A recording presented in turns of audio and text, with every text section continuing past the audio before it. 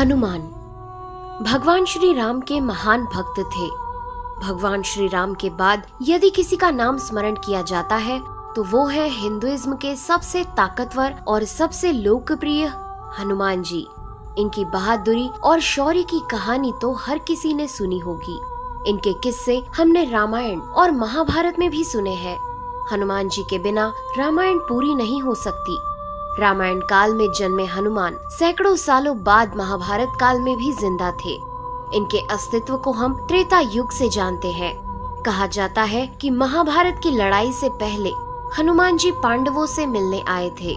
पौराणिक कथाओं के अनुसार हनुमान जी को अमरता का वरदान प्राप्त था।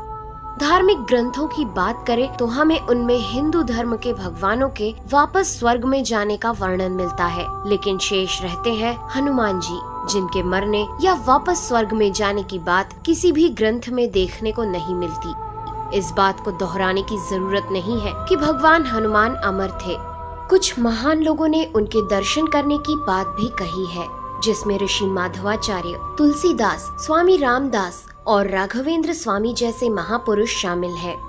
हनुमान जी को मानने वाले लोग कहते हैं कि हनुमान जी हर उस जगह पर मौजूद है जहां उनके भक्त उन्हें बुलाते हैं, उन्हें याद करते हैं, और हनुमान जी हर उस जगह आ जाते हैं जहां उन्हें सच्चे दिल से पुकारा जाता है।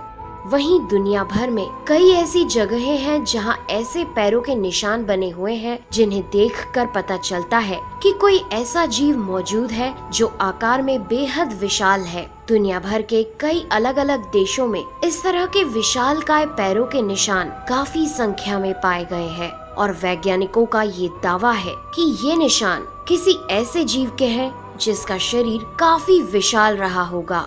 अमेरिका में कई लोगों ने काफी बार एक विशालकाय जीव को घूमते देखने की बात कही है। ऐसा माना जाता है कि अमेरिका की माया सभ्यता भी एक मंकी नामक भगवान की पूजा करती थी। इसके अलावा चीन की दंत कथा में भी एक मंकी किंग का जिक्र मिलता है, जो बहुत हद तक हमारे हनुमान जी से मिलते जुलते हैं, और ये सारे सबूत यही इशारा करते हैं कि हमारे हनुमान जी आज भी हमारी धरती पर हमारे बीच मौजूद हैं। इस बात का प्रमाण हमें श्रीलंका में रह रहे एक आदिवासी कबीले से मिलता है। कहते हैं जब भगवान राम ने अपना मानव शरीर छोड़ दिया था, तब हनुमान अयोध्या छोड़ भगवान राम की याद में श्रीलंका के जंगलों में पिदुरु पर्वत की तरफ चले गए, जहां जंगली आदिवासियों ने हनुमान जी की बहुत सेवा की। वहां से वापस लौटते वक्त उनकी भक्ति और सेवा से खुश होकर हनुमान जी ने इस कबीले के लोगों को ब्रह्म ज्ञान का बोध कराया और उन्हें ये वचन दिया कि वे हर 41 साल बाद उनके कबीले के साथ रहने आएंगे और उनकी पीढ़ी को आत्म ज्ञान देंगे। साथ ही हनुमान जी ने उन्हें एक मंत्र भी दिया, काल तंतु कारे चरंती एनर मरिष्णु निर्मुक्तेर कालित्वम अमरिष्णु।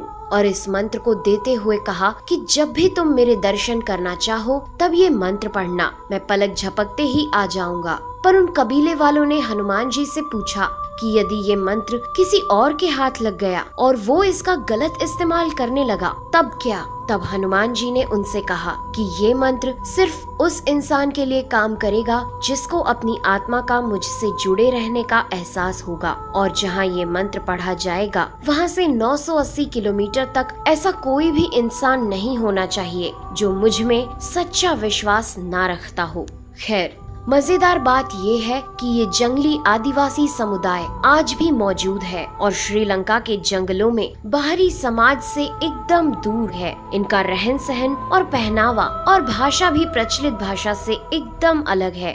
सेतु संगठन के अनुसार इस कबीलाई या आदिवासी समूह को मातंग लोगों का समाज कहा जाता है। इस समुदाय पर लोगों का ध्यान तब गया जब सेतु नामक एक आध्यात्मिक संगठन ने इस आदिवासी समुदाय की कुछ अजीब गतिविधियों को नोटिस किया।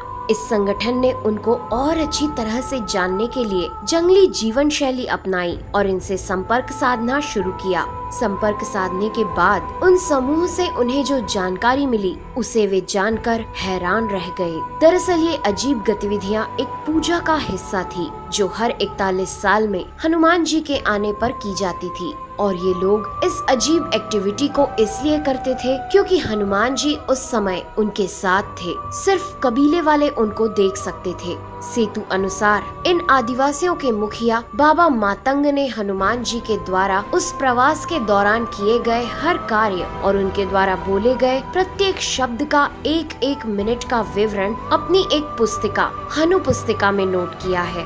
हनु पुस्तिका के अनुसार हनुमान जी 27 मई 2014 में कबीले वालों को आत्मज्ञान देकर वहां से चले गए और इसके बाद अब वे 41 साल बाद यानी कि 2055 में आएंगे। ये पुस्तिका अब सेतु एशिया नाम के एक धार्मिक संगठन के पास है और वो लोग इस पुस्तक को पिदुरु पर्वत की तलहटी में स्थित अपने आश्रम में समझकर इसका आधुनिक भाषाओं में अनुवाद करने में जुटे हुए हैं ताकि हनुमान जी के चिरंजीवी होने के रहस्य को जाना जा सके। लेकिन इन आदिवासियों की भाषा पेचीदा और हनुमान जी की लीलाएं उससे भी पेचीदा होने के कारण इस पुस्तिका को समझने में काफी समय लग रहा है। दोस्तों, आज के एपिसोड में बस इतना ही।